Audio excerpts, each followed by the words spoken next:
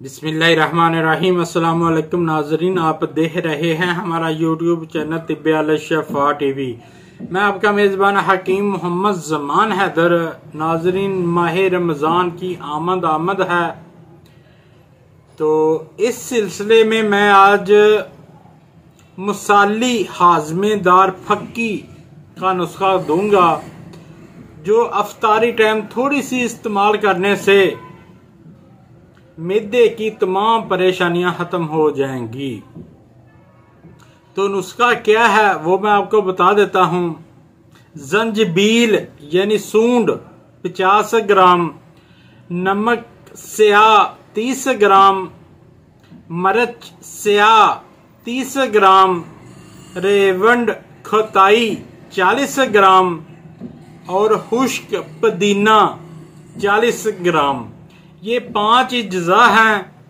पुदीने को अच्छी तरह साफ कर लें और इन सब चीजों को ग्राइंड कर लें, पीस लें और कपड़ छान कर लें। और 1 ग्राम 7 पुदीना डालना है इसमें। और ये फक्की लाजवाब फक्की तैयार है। ये वो मिसाली फक्की है।